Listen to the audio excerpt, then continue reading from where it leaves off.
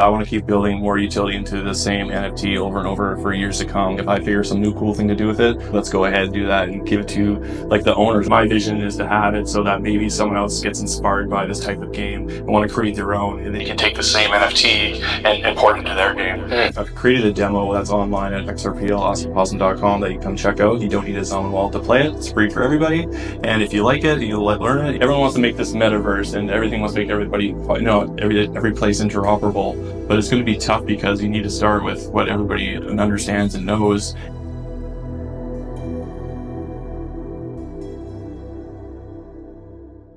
Happy Saturday, everybody. Oh, hello. Welcome. It's great to see familiar faces and some new faces in the community. We got some actually demographic people from all across the states, all across the industry, and demographics. We have 21-year-olds, we have construction workers, we have individuals flying from all the way from BC, Canada, just to share their passion and what they've learned throughout these years. Interesting conversations about to be had. Anyways, for those of you who are new to the space, welcome to the Lost Art. Thank you, Ivan, for hosting such a wonderful environment and an event for us. Stand up, please. I know that guy. There he is. Thank you very much, Ivan, for organizing a wonderful event, sir. Yeah. And for those of you who don't know Ivan or haven't met him yet, I think he is just the powerhouse of Southern Orange County and the heartbeat of the XRP community. So thank you very much, sir. Today, we're going to be having a wonderful discussion. Thanks to Chris Goretski here, who's flown in from BC, Canada. We're going to be talking about his project called XRP Possums. Awesome Possums. And so anyways, we're going to get down to the weeds of things here. Chris, I know that we wanted to discuss a few different things from API rights to NFTs. Let's first start off with who you are and what's XRP Awesome Possums and why you're here, sir. Awesome. Yeah. Awesome. Yeah, let's go. That's like formal language, right? Yeah, basically 40 years old. I started this project with my brother Jason, who called me up one day, like Sunday morning, and he needed someone to do the graphic work for, because he's able to make the tokens on the XRP Ledger and get that started, but he needed the art side to get that part going. It's like, oh, okay, he knows a brother has a brother who's a great artist, right? So why not get him involved? So you got the right and left brain coming together. Exactly, yeah, right? And like working with my brother too is really amazing because growing up through our whole lives, we're always like button heads and finding little stupid things to like fight over, but this project has really brought us together and made us our bond even stronger, as well as with the community all together, right? So it's just been super amazing to start it, and I'm really glad he phoned me that one Sunday morning and I picked up the phone. So, yeah. How close are you guys? Off topic, but talk about the dynamics of you and your brother. Yeah, so my family has been pretty close our whole lives. Like I have an older sister as well. My family separated when I was really young. I have two dads kind of thing, but we moved around a lot. And so we really only had each other to really hold on to. We're in friends would change all the time and stuff. So the really only constant we had was each other. Mm-hmm. And even going now in the XRPL space and stuff like that, like I know I have this guy backing me and I can pretty much feel like I can take on the world almost, right? So it's just really, I feel like we're really close. And yeah, like I couldn't really explain like the bond that we have. Do you think that your uprising and the dynamics in your household had any influence or impact on how you process things, or exactly that? Yeah, definitely. Say because I was the youngest of my family, I used always, if I ever asked for something, is always no or go figure it out yourself kind of thing. So I was always really self-independent and willing to take on challenges regardless of who's there to help me out. And it has made me a really strong person and just gives me this anticipation to go out and just grab as much wisdom as I can and just keep growing and evolving as time goes on. Yeah, and then turning that into a beautiful story and wrapping that in a wonderful game like XRPL Awesome Possum. Let's shift gears here. Let's talk about NFTs, how they impact the world of gaming, and how even the XRPL, which underpins that, can empower gamers or developers and scale their game. Yeah, with the XRPL and NFTs and gaming, to me, I had this vision for this game in my head probably since I was like 6 or 7 years old. And it was basically an old take on an old, like a create your own adventure book, right? So you read your paragraph and then by the end you get two choices. You go this choice, you continue on the story, or the other choice, you die, you have to start back at the beginning. And you pretty much have to cheat your way and just go back to the last page and pick the other choice, right? But with the XRP and NFTs, I want to create this game and actually use the metadata or like the traits within the XPossum to actually give people options within the game. So you can play the game free to play, just bare bones, no collection at all, or you could come in with collections from multiple different projects that are wanting to get on board in this game, and you start using these NFTs for more than just images. So you're actually, in a way, empowering other market participants to then engage even with your own community and collaborate and increase that scalability, if you Yeah, think about it. that's correct. Yeah. So like I feel like there's a huge value in being able to take someone else's project tokens or NFTs and adding value or utility to that. And if we could all start doing that together as a collective, it's just going to be exponential. Where does the XRPL come into this? Yeah, so XRPL is cheap, it's fast, so you get things done relatively quick. Originally, Jason and I were talking about maybe starting up on Ethereum, but just the cost that it would take to get a project started on there was just way too much for us as a startup. Yeah. And so it just made the XRPL that much more attractive and just cost efficient. So Did you guys engage with any other chains before you made it to the XRPL? I've bought NFTs on with my MetaMask a few times and dabbled in a little bit of other things, but definitely XRPL has been my mainstay since I've got onto it. I feel like at any time I venture off outside the XRP, I'm ripe to get rugged or something of the sort or hacked. I don't know if there's a there, but I feel maybe due to XRPL having to be a KYC AML compliant network, that it reduces some of those pitfalls. Exactly. Yeah. So like originally like making this game and even the project itself with Jason, like I went and bought, I believe it was lab rats within Ethereum, and I probably spent a few $1,000s. Like, okay, this is cool. You can get this serum. You can go and take that and mutate your like lab rats afterwards. And in the end, it was just a rug. So I lost all my money, and I got these cool JPEGs now, but I can't do anything with them, right? So I was like, this is just garbage, right? Like, why don't I just go out and just make my own project? Because I know it's going to be legit and I trust myself and I love to invest in myself because that's the smartest thing you can do, right? So let's go. I really appreciate you saying that, because here everyone's is quick to deploy capital in all these projects, but is failing to oversee one of the greatest assets, and it's themselves. And so I think that's a very important thing to highlight. On the topic of NFTs and the utility that you guys are providing, I know through XRPL Awesome Possums, these are dynamic NFTs. So can we talk about some of the API rights that come packaged with the NFT that you do purchase and the utility that comes with it?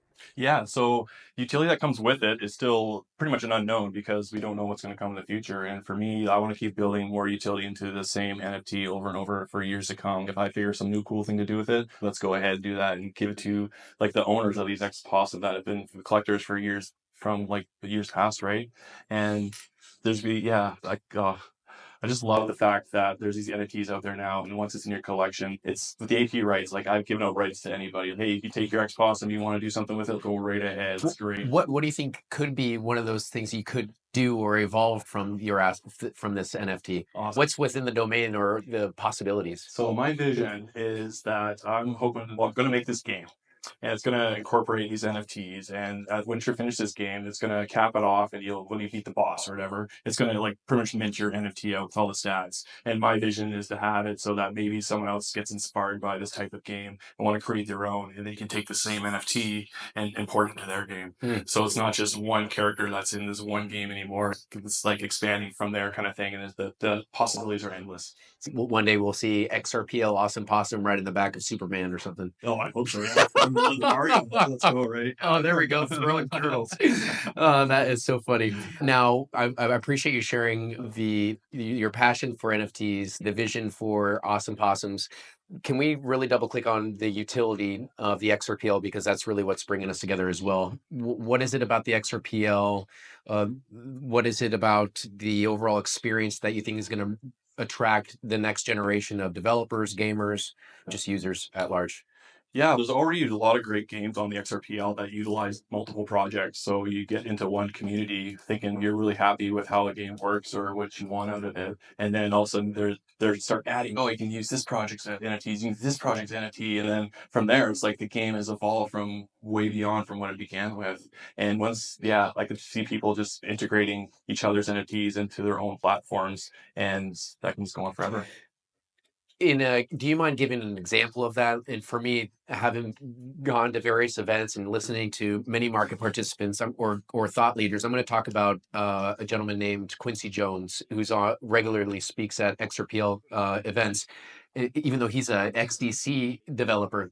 But what he's talking about is just those in-game assets that could be transferred. Let's just say a sword that might go from one game to the next if you're passionate about Zelda's sword and you want to go use it in 007. I don't know. I'm mixing games here, Totally. trying to paint a picture. Is that what you're ultimately trying to describe? Let's start there.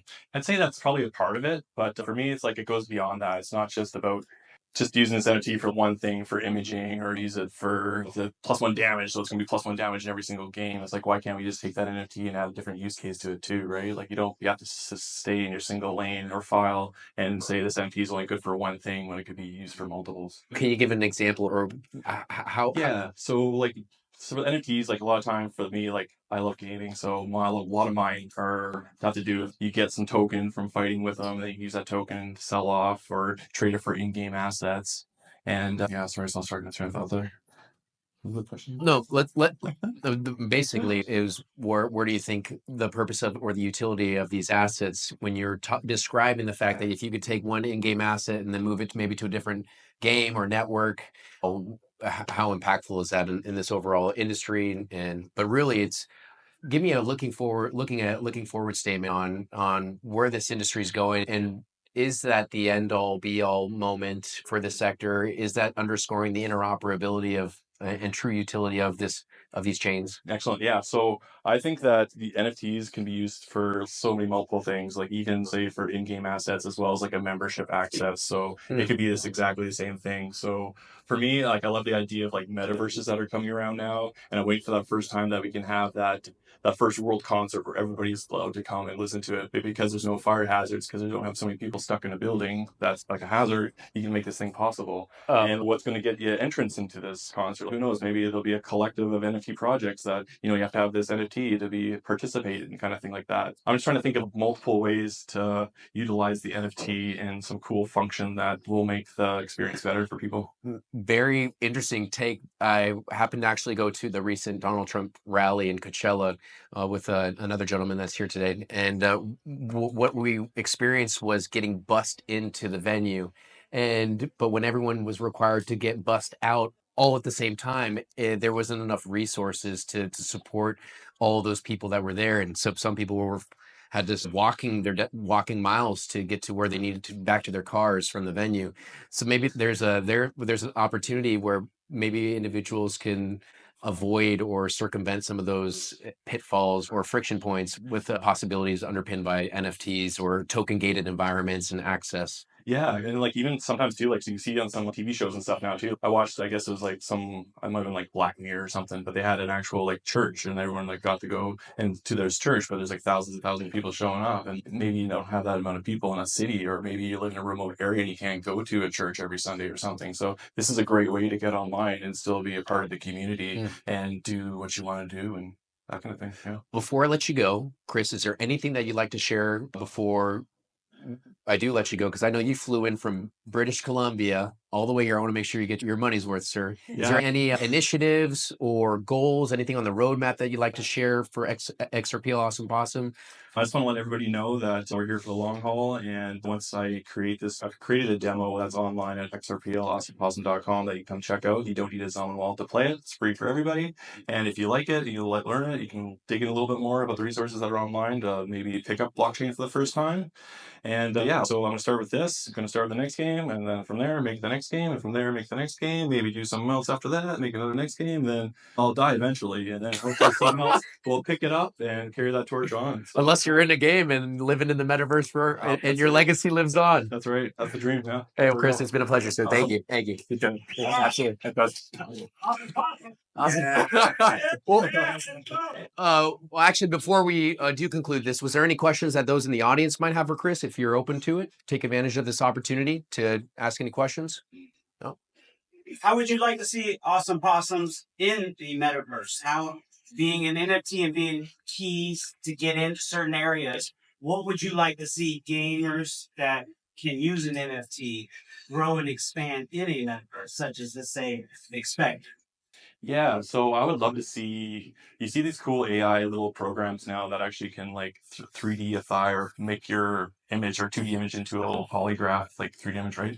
And so it'd be cool to see that, see an X-Poss and driving like this little pimp Porsche and X-Poss or like an X-Spectre, like cruising the streets, there's like sunglasses and stuff. And yeah, like just to see that pixel art like that old school, like 8-bitness mixed in with the new Unreal Engine 5. I think it'd be like a cool contrast, and I would love to see that. Yeah. Do you mind double clicking on why you just referenced Unreal Engine 5 and the importance that it plays for this Web3 ecosystem moving forward? Yeah, so it's like, it comes down to standards, I think, and I think that's a great place to start with Unreal Engine 5. Is everyone wants to make this metaverse, and everything wants to make everybody, every place interoperable.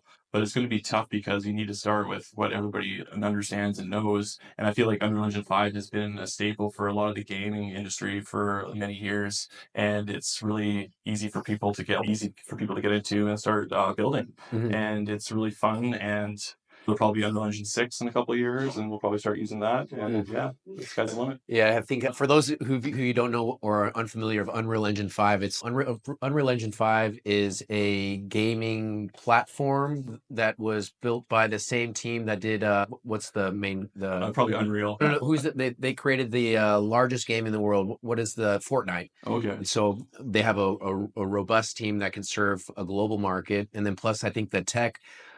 I get really excited on the fact, being a fellow gamer as well, is Counter-Strike. That's an old game. That's a classic. Yeah, absolutely.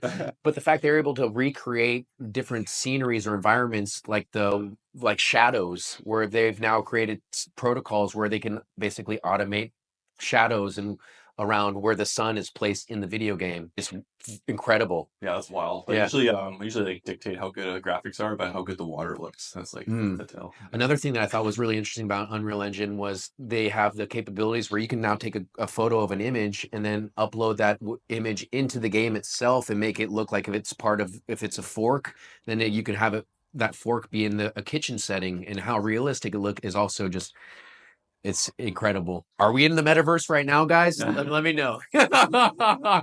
Anyways, hey, Chris, it's been a pleasure. Thanks awesome, again. Thank you. Alrighty.